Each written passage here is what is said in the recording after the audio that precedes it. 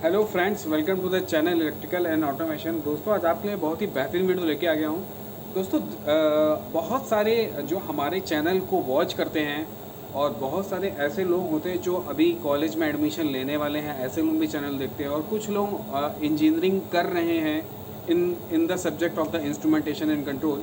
तो बहुत सारे लोगों के मन में सवाल होते हैं कि जो हमारी ब्रांच होती है इंस्ट्रूमेंटेशन एंड कंट्रोल, उसमें जो करियर होता है आपका, वो करियर होता कैसा है। अगर आप उस करियर में हैं तो उसकी क्या फ्यूचर अप्रोचेस रहती हैं। तो क्या एक्चुअल में हम इंस्ट्रूमेंटेशन एंड कंट्रोल इंजीनियर काम करता है, उसकी वैल्यूएशन इंडस्ट्री में किस तरीके से की जाती है और उसकी वैल्यूएशन होती कितनी है, इन सब बातों में दोस्तों हम बात करेंगे आज इस वीडियो पे। दोस्तों, इससे पहले मैंने आपको बताया था, एक वीडियो मैंने ऑलरेडी बना रखा है कि what is the role of instrumentation engineer. उसका लिंक भी मैंने नीचे डिस्क्रिप्शन में दे दिया है, तो आप इस वीडियो को देखने के बाद उस वीडियो को भी देख सकते हैं। और आपको इस वीडियो में और उस वीडियो को देख के काफ़ी क्लियरिटी आएगी कि एक्चुअल में इंस्ट्रूमेंटेशन कंट्रोल इंजीनियरिंग होती क्या है और हमारा एज अ इंजीनियर क्या रोल होता है, या हमारा एज अ टेक्नीशियन हमारा क्या रोल होता है। तो दोस्तों, अगर आप हमारे चैनल पे पहली बार आए हैं तो इस चैनल को सब्सक्राइब करना ना भूलिएगा। इस चैनल पे आपको बहुत से वीडियो इलेक्ट्रिकल इंस्ट्रूमेंट कंट्रोल से रिलेटेड मिल जाएंगे, काफ़ी बेसिक्स के वीडियो मिल जाएंगे। इसके अलावा कोई और वीडियो आपको चाहिए तो वो भी आप कमेंट करके बता सकते हैं। तो दोस्तों, इस सीरीज में सबसे पहला जो हमारा क्वेश्चन होता है वो दोस्तों क्वेश्चन होता है कि अगर आप एज अ इंस्ट्रूमेंटेशन इंजीनियर काम कर रहे हैं कि वो वहाँ पे आपकी रिस्पॉन्सिबिलिटीज़ क्या होती है। What responsibility you hold as an instrumentation engineer। तो दोस्तों, होता क्या है, इंस्ट्रूमेंटेशन इंजीनियर जो होते हैं वो कई तरीके के होते हैं, डिपेंडिंग अपॉन द कंपनी। जैसे मैं जिस कंपनी में काम करता हूँ वो एक मैन्युफैक्चरिंग कंपनी है, तो मेरा इंस्ट्रूमेंटेशन का रोल जो है वो अलग है। कुछ ऐसे भी बंदे हैं जो डिज़ाइनिंग की कंपनी में काम करते हैं या ईपीसी कंपनी में काम करते हैं। ईपीसी का मतलब होता है engineering procurement and construction company, ठीक है, वो भी डिज़ाइन में ही आती है। तो उन लोगों का काम अलग होता है और हमारा काम अलग होता है। अब मैं एक एक करके दोनों रोल बताता हूँ। जैसे सपोज़ करिए, अगर मैं मैन्युफैक्चरिंग कंपनी में काम करता हूँ तो मेरी क्या रोल्स एंड रिस्पॉन्सिबिलिटीज़ रहती है।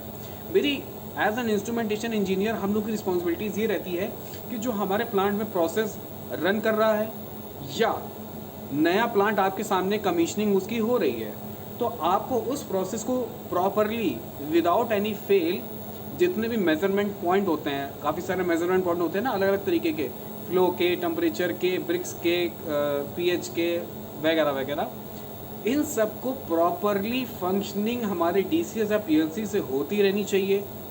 और राउंड द क्लॉक, प्लांट हमेशा राउंड द क्लॉक चलते हैं, तो राउंड द क्लॉक ये सारे पैरामीटर्स अवेलेबिलिटी होनी चाहिए। फिर इसके बाद जो इसके अंदर लूप्स बने होते हैं वो लूप्स आपके प्रॉपर चलते रहने चाहिए।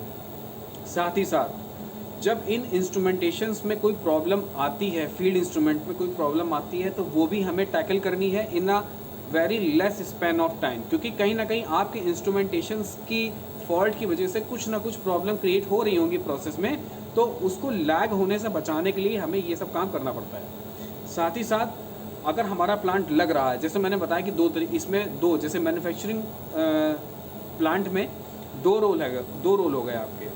पहला रोल ये हो गया कि जो मैंने अभी बताया, डिस्क्राइब किया। दूसरा ये हो गया कि आपके सामने नया प्लांट लग रहा है, तो आप उसमें काम कर रहे हैं, तो जितना भी इरेक्शन एंड कमीशनिंग हो रही है उसको आपको करवाना है विद द हेल्प। मतलब हेल्प आपको कैसे मिलेगी, कोई ना कोई आपने कंसल्टेंट, कोई ना कोई आपने ईपीसी कंपनी हायर करी होगी जो आपको डिज़ाइंस वगैरह भेजेगी, जिसके ऊपर आपको उसी डिज़ाइंस पे आपको अपनी कमीशनिंग प्लांट की करवानी है। तो ये रोल होते हैं जो मैन्युफैक्चरिंग प्लांट में काम करने के होते हैं दोस्तों। दूसरा इंस्ट्रूमेंटेशन इंजीनियर ऐसा होता है जो डिज़ाइन कंपनी में या ईपीसी कंपनी में होता है। वो लोग दोस्तों क्या करते हैं, वो लोग आपको, जैसे आप सबसे पहले बेसिक क्या होता है इंस्ट्रूमेंटेशन का, अगर आपको किसी प्रोसेस को जानना, आपको किसी का प्रोसेस जानना है, तो आपके पास क्या ऐसी चीज़ होनी चाहिए जिससे आप प्रोसेस के बारे में जान सकते हैं दोस्तों, PNID। तो पाइपिंग एंड इंस्ट्रूमेंटेशन डायग्राम एक ऐसी चीज़ होती है जो सबसे बेसिक चीज़ होती है, जो सबसे पहला काम हम ईपीसी वाले या डिज़ाइन वाले करते हैं। सबसे पहले PNID डिज़ाइन करते हैं, फिर PNID में लगने वाले इंस्ट्रूमेंटेशन का इंडेक्स बनाते हैं। इंस्ट्रूमेंटेशन इंडेक्स बनाने के बाद वो क्वांटिटी बताते हैं, साइजेस बताते हैं, कंडीशंस बताते हैं कि किस तरीके का इंस्ट्रूमेंटेशन लगना चाहिए, कैसा लगना चाहिए, कितने साइज़ का लगना चाहिए, क्यों लगना चाहिए, वहाँ पे डिज़ाइनिंग की कैलकुलेशन होती है कि इतना टेम्परेचर है तो इस तरीके का चीज़ होनी चाहिए, इतना प्रेशर है तो इतना ऐसी चीज़ें लगनी चाहिए, क्योंकि हर टेम्परेचर और प्रेशर पे हमारे इंस्ट्रूमेंटेशन के रोल और टाइप जो है वो चेंज हो जाते हैं। तो ये सारे काम दोस्तों होते हैं ईपीसी इंजीनियर या डिज़ाइन इंजीनियर के, जो मैन्युफैक्चरिंग प्लांट में काम नहीं करते, जो डिज़ाइन कंपनी में काम करते हैं। तो इस तरीके की रोल्स एंड रिस्पॉन्सिबिलिटीज़, अब जो डिज़ाइन कंपनी में काम करता है उसके पास इतना रोल नहीं होता, वो इंस्ट्रूमेंट इंडेक्स सबसे लंबा काम होता है वो पहले प्रिपेयर करेगा, उसके बाद फिर वो प्रिक्योरमेंट टीम को भेजेगा कि ऐसे ऐसे सामान चाहिए, तो प्रिक्योरमेंट टीम में जो बंदा इंस्ट्रूमेंटेशन का होगा वो उस सामान को जो पार्टियाँ होंगी, यानी जैसे फॉर एग्जांपल मैं आपको हायरार्की बताता हूँ, जब हम प्लांट में काम कर रहे हैं तो हमारे लिए ईपीसी कंपनी हमारा क्या हो गया, एक क्लाइंट हो गया, ठीक है, और हम उसके मतलब वो हमारा क्लाइंट होगा जो हमें डिज़ाइन और इंजीनियरिंग प्रोवाइड करेगा। फिर उसका जो मटेरियल उस पर लगना है तो वो जो ईपीसी कंपनी है वो किसी और का क्लाइंट बनेगी, जिससे वो जैसे एबीबी हो गया, इमर्सन हो गया, रॉकवेल हो गया, योकोगावा हो गया, उनसे सामान, उनसे अपना इंस्ट्रूमेंटेशन मंगाएगी तो वो उसके क्लाइंट हो गए। मुझे इनसे डिज़ाइन और सामान चाहिए, प्रिक्योरमेंट इनसे चाहिए, तो हम इनके क्लाइंट हो गए। तो ये रोल चेंज होता रहता है डिपेंडिंग अपॉन द कंपनी। तो पहले सवाल का आपको जवाब मिल गया होगा कि आपका एज एन इंस्ट्रूमेंटेशन इंजीनियर किसी मैन्युफैक्चरिंग प्लांट में या किसी ईपीसी कंपनी या ऑयल एंड गैस सेक्टर की कंपनी हो, उसमें आपका क्या रोल होगा। इसके बाद दोस्तों दूसरा सवाल आता है। दूसरा सवाल ये होता है कि जो हम काम करते हैं, जो हम वर्क स्टार्ट करते हैं इंस्ट्रूमेंटेशन में, वो कैसे करते हैं। दोस्तों सबसे ज़्यादा क्या होता है, सबसे ज़्यादा क्वेश्चन इसी चीज़ में पूछता है जो हमारे यंग इंजीनियर्स हैं, जो कॉलेज में पढ़ रहे हैं, कि दोस्तों हम इंस्ट्रूमेंटेशन की पढ़ाई तो कर रहे हैं, लेकिन हमें कंपनी कैसे जो है हायर करेगी, हमारे पास क्या नॉलेज होनी चाहिए। तो बिल्कुल फैक्ट बता दूं, अच्छा दो इसमें भी मैं किसी ने सही कहा है, इस क्वेश्चन को देख के मुझे एक बात याद आ गई। किसी ने सही कहा है कि इंस्ट्रूमेंटेशन इंजीनियरिंग या तो आप खुद चूज़ करते हैं या इंस्ट्रूमेंटेशन इंजीनियरिंग आपको चूज़ करती है। तो मेरे संग दूसरा वाला केस है, मैंने इंस्ट्रूमेंटेशन इंजीनियरिंग चूज़ नहीं करी है, इंस्ट्रूमेंटेशन इंजीनियरिंग ने मुझे चूज़ कर लिया है। When I was doing my BTech, I was studying the electronics and communication, and there is only one subject of the instrumentation which I didn't study it seriously, but I didn't know, मुझे ये नहीं पता था कि मेरा future जो है instrumentation में है। तो मैं वही वाला बंदा हूँ। तो आपको ये नहीं डरना है।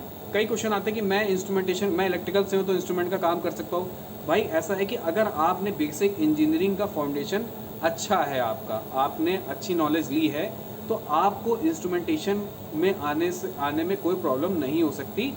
यस, स्टार्टिंग जो चाहिए आपको, वो आपको अपने कैलिबर से दिखानी पड़ेगी कि that you can do the work in instrumentation, क्योंकि इंस्ट्रूमेंटेशन में बेसिक चीज़ें आपकी क्लियरिटी होनी चाहिए, जिससे सामने वाला इंटरव्यूअर आपको ये समझ पाए कि नहीं, इसको बेसिक चीज़ें समझ में आती है। जैसे इलेक्ट्रिकल के बारे में अगर आप फेज, न्यूट्रल, सिंक्रोनाइजेशन, ये सब चीज़ें अगर आप समझते होंगे तो वो समझ जाएगा कि हाँ, ये आगे जो डीप टॉपिक है उसे भी कमिट कर सकता है। जैसे अगर हमें पता है कि किसी इंस्ट्रूमेंट को उसमें एक्यूरेसी क्या होनी चाहिए, प्रिसाइज का मतलब क्या होना चाहिए, लीनियरिटी का मतलब क्या होना चाहिए, रेंजेबिलिटी का मतलब क्या होना चाहिए, इंस्ट्रूमेंटेशन किसी जैसे फ्लो है तो उसके कौन कौन से होने चाहिए, इस तरीके की चीज़ें अगर आपको पता होती है तो इससे आपका जो हायर करने वाला टीम होता है उसको बहुत ईजी हो जाता है कि अगर से PLC DCS नहीं आता। जनरली क्या होता है, जब हम इस कॉलेज में पढ़ रहे होते हैं, अगर आप इंस्ट्रूमेंटेशन इंजीनियर हैं तो वहाँ आपको अपनी थ्योरी बहुत अच्छी करनी चाहिए। थ्योरी में जैसे कंट्रोल थ्योरी आपको पढ़ाई जाती है, पावर इलेक्ट्रॉनिक्स आपको पढ़ाई जाती है, बेसिक इंस्ट्रूमेंटेशन पढ़ना चाहिए जो पढ़ाई जाती है। ये बहुत इंपॉर्टेंट टॉपिक होता है, क्योंकि एज एन इंजीनियर आपका थ्योरेटिकल बैकग्राउंड बहुत ही साउंड होना चाहिए। When you have a very sound background in the theory and आप उसे महसूस करते हैं, रटने की बात नहीं कर रहे, जो रटेगा वो तो कभी भी काम कर ही नहीं पाएगा। साउंड नॉलेज की मतलब है कि आप उस चीज़ को एहसास कर सकते हैं। अगर आपको पता है कि कोफिशिएंट ऑफ फ्लो का मतलब ये होता है, तो आप किसी भी, जब भी आपको प्रैक्टिकल व्यू आपको इंडस्ट्री में आके जब मिलता है तो आप उसको समझ पाते हैं। तो मेरा कहने का मतलब है कि अगर आप पढ़ाई कर रहे हैं तो आपका थ्योरेटिकल बहुत मजबूत होना चाहिए, सो दैट कि कंपनी में आप काम करता है। क्योंकि जब आप कंपनी में आते हैं तो प्रैक्टिकल एस्पेक्ट बहुत ही अलग होता है जो आप थ्योरेटिकली पढ़ते हैं। तो मेरे हिसाब से आपको परेशान होने की ज़रूरत नहीं है। जैसे जिसको अपॉर्चुनिटी नहीं मिल पाई इंस्ट्रूमेंटेशन डिपार्टमेंट में हो कि उसका कोई कंपनी हायर नहीं कर पाई, तो सबसे आसान रास्ते क्या मार्केट में अवेलेबल है कि हम कहीं से पीएलसी और डीसीएस का कोई कोर्स कर लेते हैं, सो दैट कि हमें एक रास्ता मिल जाए, वो हमें अब किसी तक पहुंचा दे, किसी कंपनी तक पहुंचा दे। When you are started working in a particular company, तब आपको ऐसी दिक्कतें नहीं आएंगी, क्योंकि जब आप काम करने लगेंगे, आपका बैकग्राउंड बनने लगेगा, तो आप खुद फील करेंगे कि नहीं अब मुझे आने लगा है। नाउ आप जिस कंपनी में भी इंटरव्यू जो इंस्ट्रूमेंटेशन से रिलेटेड बंदों को हायर करती होगी, या आप पेपर इंडस्ट्री में हैं, या आप सीमेंट इंडस्ट्री में हैं, या आप शुगर इंडस्ट्री में हैं, या आप मैन्युफैक्चरिंग बैच प्लांट में हैं, एमएनसीज मैन्युफैक्चरिंग प्लांट में, तो वो उस टाइप की कंपनी आपको खुद ही हायर करने लगेगी, despite of fact that you know the process and the basic things which are working in that company where you are working। आपको वो सब चीज़ें क्लियरिटी होनी चाहिए। तो दूसरा मेन क्वेश्चन तो ये होता है।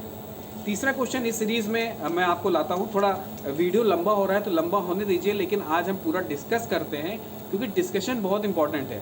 क्योंकि डिस्कशन से जब तक आप कुछ मीनिंगफुल रिजल्ट नहीं निकालेंगे, तब तक आपको भी क्लियरिटी नहीं आएगी कि चीज़ें आखिरकार वर्क कैसे करती हैं। क्योंकि जब हम पढ़ रहे होते हैं और जब हम काम कर रहे होते हैं, उसमें बहुत ज़मीन आसमान का अंतर होता है। ठीक है, तो अगला जो क्वेश्चन आता है इस सीरीज़ में कि फ्यूचर पॉसिबिलिटीज़ और करियर प्रोग्रेशन कैसा रहता है एज एन इंस्ट्रूमेंटेशन इंजीनियर। तो देखिए, फ्यूचर पॉसिबिलिटीज़ की तो आप बात ही मत करिए। अभी हमारी इंडस्ट्रीज़ जो है, अभी मतलब हम लोग जिस इंडस्ट्री में काम करते हैं, उसमें अभी तो इंडस्ट्री 4.0 आया ही नहीं है। इंडस्ट्री 4.0 तो आप समझ गए होंगे, जो आजकल की एआई की बात करते हैं, एआई एमएल की बात करते हैं, जो हम मॉडल्स बनाने की बात करते हैं। जैसे आपने chat GPT is the latest AI model. अब तो उस चैट जीपीटी के एआई मॉडल पे आपने वीडियो का, लैंग्वेज का, पता नहीं कितने एआई मॉडल्स आ चुके हैं। तो यही सेम चीज़ अभी इंस्ट्रूमेंटेशन में अप्लाई होना बाकी है। स्टिल उसके अप्लाई होने के बाद भी जो इंस्ट्रूमेंटेशन इंजीनियर का जो इंजीनियरिंग का जो फ्यूचर है, वो हमेशा ब्राइट है और हमेशा ब्राइट रहेगा। बस आपको कंपेयर नहीं करना है उसे आईटी सेक्टर से। आईटी सेक्टर से कंपेयर करते हैं इन टर्म्स ऑफ मनी। आपको पैसे से कंपेयर नहीं करना, क्योंकि इंस्ट्रूमेंटेशन इंजीनियर का जॉब जो होता है वो बिल्कुल फ्रैंकली बोल रहा हूँ कि वहाँ पे आपको जाहिर सी बात है आईटी सेक्टर से तो पैसे कम मिलेंगे, बट जो नेचर ऑफ जॉब है, जैसे आप, क्योंकि हम कंपनी में, किसी कंपनी में मैकेनिकल, इलेक्ट्रिकल, इंस्ट्रूमेंटेशन तीनों होगा, तो उस कंपनी में इंस्ट्रूमेंटेशन जो होता है वो एज अ सर्विस डिपार्टमेंट काम करता है। और सर्विस डिपार्टमेंट का काम होता है कि आपके जितने भी जुड़े हुए यूज़र हैं, प्रोसेस के, मैकेनिकल के या इलेक्ट्रिकल के, उन्हें सेटिस्फाइड करना है। और जब आप उन्हें सेटिस्फाइड कर देते हैं तो यू फील कंटेनमेंट कि हाँ, you have done some work. आपको तुरंत रिकॉग्नाइजेशन मिलता है कि यू हैव डन समथिंग, जिससे हमारा प्रोसेस कामयाब हो गया, हमारी क्लियरिटी आ गई, हमारी प्योरिटी बढ़ गई, हमारा आउटपुट बढ़ गया। तो बहुत इंपॉर्टेंट रोल होता है। तो फ्यूचर तो बहुत ही अच्छा है। किसी भी कंपनी में आप काम करेंगे, चाहे ईपीसी कंपनी हो, that is very great, manufacturing plant हो, that is also very great. अब जब इसमें एआई मॉडल लग जाएंगे, जब आप इसमें इंडस्ट्री 4.0 डाल देंगे, तब तो इसके बहुत ही चांद लग जाएंगे। तब तो मतलब आपको ये इंडस्ट्री ऐसी है जो फास्टेस्ट ग्रोइंग इंडस्ट्री बन जाएगी, और बन रही है। आप यूएस से कंपेयर करेंगे इंडिया को, तो यूएस ने ऑलरेडी अपने बहुत सारे मैन्युफैक्चरिंग प्लांटों में इंडस्ट्री 4.0 लगा दिया है। मतलब बहुत सारे डिवाइसेस उनकी ऐसी है जो वायरलेसली काम कर रही हैं। सारा डाटा वायरलेसली हमारे डीसीएस में रिकॉर्ड हो रहा है, और डीसीएस से वायरलेसली कमांड जा रही है, जो कंट्रोलिंग पार्ट होता है किसी भी मैन्युफैक्चरिंग प्लांट का। तो बहुत अच्छा करियर प्रोग्रेशन रहने वाला है, कोई डाउट नहीं। इसमें बिल्कुल नहीं डरना चाहिए कि मैं इंस्ट्रूमेंटेशन ले लूँगा तो मेरा क्या होगा। कुछ नहीं होगा, आपका सब कुछ बढ़िया होगा, ये मुझे लगता है। But the fact is you have to work very hard, क्योंकि आपको चीज़ें आनी चाहिए, समझ में आनी चाहिए, काम करना आना चाहिए, काम सीखना आना चाहिए। ये सब चीज़ें अगर आप कर लेंगे तो फिर आपके लिए बेस्ट है। इसके बाद मेरे हिसाब से अगला सवाल जो है, और वो ये है कि जो ट्रेंड है हमारा टेक्नोलॉजी का, वो डे बाय डे चेंज हो रहा है। तो फ्यूचर टेक्नोलॉजी जो है वो क्या होगी, वो ऑलरेडी हमने डिस्कस कर लिया। फ्यूचर टेक्नोलॉजी जो है वो हमारी इंडस्ट्री 4.0 है, एआई एमएल के मॉडल है। मतलब एआई एमएल तो इतना ज़रूरी है कि जैसे जो मैंने आपको बताया कि ईपीसी कंपनी में जो बहुत सारा बर्डन होता है कि पीआईडी देख के instrumentation index instrumentation find out किए जाते हैं कि कितने इंस्ट्रूमेंट कितने साइजेस के लगे। क्योंकि ऐसा मॉडल होना चाहिए कि पीएनआईडी उस मॉडल को दिया जाए, वो PNID सारे जितने इंस्ट्रूमेंट है वो सारे कैलकुलेट करके बता दे, उनके साइजेस बता दे, उनका बिहेवियर बता दे, जो उसमें लगे हैं वो चीज़ें हमें मैनुअली इंटरवेंशन के थ्रू ना करनी पड़े। तो ये फ्यूचर स्कोप मतलब फ्यूचर टेक्नोलॉजी है जो has to be implemented in instrumentation. दूसरा इम्प्लीमेंटेशन ये है कि जैसे हमारे PNID लूप्स होते हैं। देखिए, किसी प्रोसेस को कंट्रोल करने के लिए हमारे पास PID लूप होता है ना। PID लूप क्या करता है, हमारे किसी प्रोसेस में जो एरर आती है उस एरर को रेक्टिफाई करता है, करेक्ट करता है एट मैक्सिमम एक्सटेंट, जितना हो सकता है। यही काम है इंस्ट्रूमेंटेशन के लूप का और इंस्ट्रूमेंटेशन इंजीनियर का, कि उसका लूप जो है, PID लूप जो है, चाहे वो किसी भी चीज़ का हो, वो बिल्कुल फाइन काम करना चाहिए। कि आपने सेट पॉइंट डाल दिया टेम्परेचर का 75, तो what ever the condition fluctuating in the process, still it is maintaining the 75 degree Celsius anyhow within a less span of time।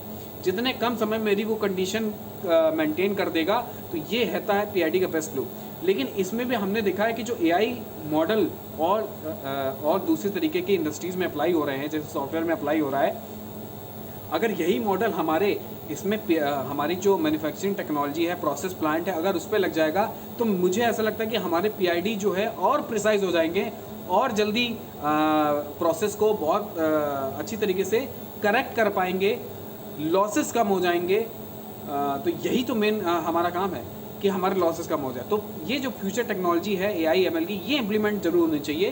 तो ये फ्यूचर स्कोप है इस इंस्ट्रूमेंटेशन इंजीनियर का, कि इस इंजीनियरिंग का, कि इसमें ये टेक्नोलॉजी अडॉप्ट करी जाएगी 100% फ्यूचर में। इसके बाद दोस्तों हम अगले क्वेश्चन पे आते हैं।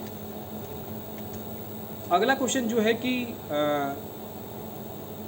हमें किस माइंडसेट से काम करना चाहिए इंडस्ट्री में। तो हमारा माइंडसेट हमेशा इंडस्ट्री में एज एन इंस्ट्रूमेंटेशन इंजीनियर इस तरीके का रहना चाहिए कि हम सर्विस डिपार्टमेंट के लोग हैं, हमें सर्विस प्रोवाइड करनी है। सर्विस प्रोवाइड अब तक तब कर पाएंगे जब आपके पास, आप जिस प्लांट में काम करते हैं, अगर मैन्युफैक्चरिंग इंजीनियर की बात करें, मैन्युफैक्चरिंग प्लांट की बात करें, वो प्रोसेस जब आपको बिल्कुल क्लियरिटी हो कि इस प्रोसेस में आखिरकार हो क्या रहा है। जब तक आपको यही नहीं पता चलेगा कि इस प्रोसेस में अगर ये दो चीज़ें मिल रही हैं, मिलने के बाद जो पैरामीटर्स निकल के आ रहे हैं, उन पैरामीटर्स में क्या चीज़ मेज़र करूँगा मैं कि जिससे मैं उस पैरामीटर को मेंटेन कर पाऊँ, तब तक आप किसी भी मैन्युफैक्चरिंग प्लांट में अच्छी तरीके से काम नहीं कर सकते। तो एज एन जो रोल है आपका, वो यही रोल होता है कि आपको प्रोसेस की क्लियरिटी होनी चाहिए। अगर आप EPC कंपनी में है तो EPC कंपनी में ये चीज़ और भी इम्पोर्टेंट हो जानी चाहिए कि डिज़ाइन आस्पेक्ट से, कि जितने डिज़ाइंस पे जो चीज़ें हम डिज़ाइन कर रहे हैं, सपोज़ करिए आपने बॉयलर डिज़ाइन किया है, तो बॉयलर के डिज़ाइन में जितने भी अलग अलग जोन्स में टेम्परेचर्स हो गए, अलग अलग जोन्स में एयर का प्रेशर हो गया, उस प्रेशर्स में लगने वाले इंस्ट्रूमेंटेशन किस तरीके से लगाने चाहिए, किस तरीके से कौन बेस्ट काम करता है, इस तरीके का टेक्निकल बैकग्राउंड आपको रखना पड़ेगा। ये तरीके होते हैं जब हम जॉब पे काम करते हैं। तो मुझे उम्मीद है दोस्तों इतने इस वीडियो से आपको कुछ क्लियरिटी आई होगी। अगर कुछ आपको छूट गया हो मुझसे, जाहिर सी बात है काफ़ी कुछ क्योंकि इंस्ट्रूमेंटेशन इंजीनियरिंग बहुत बड़ी है, छूट तो कुछ ना कुछ गया ही होगा कुछ, क्योंकि मेरे जितना मैं सोच पा रहा हूँ उतना मैंने आपको बताया है, और जब मैं बता रहा हूँ तो जाहिर सी बात है मुझसे कुछ छूटा ज़रूर होगा जो मुझे ऐसा महसूस हो रहा है। तो वो आप क्वेश्चन में पूछ सकते हैं, उस पर फिर एक वीडियो बनाऊँगा। जब तक क्लियरिटी आपके सामने सारी तरीके से ना ला दूँ, जो छूट गई हैं आप हमें कमेंट करके बताएं, उस पर भी हम फिर एक वीडियो बनाएंगे और आपकी क्लियरिटी और आपके डाउट्स को according to my experience, because industry में बहुत सारे सीनियर्स लोग हैं, उनके एक्सपीरियंस मुझसे ज़्यादा है, तो मैं जो शब्दों में जो चीज़ें बता रहा हूँ, हो सकता है वो कम शब्दों में वो चीज़ें बता सकते हैं, तो वो चीज़ें हम लाने की आपको कोशिश करेंगे। आप हमें कमेंट करके ज़रूर बताएं आपको ये वीडियो कैसा लगा, और अगर आपको ये वीडियो अच्छा लगा हो तो और लोगों के साथ शेयर करें। Thank you.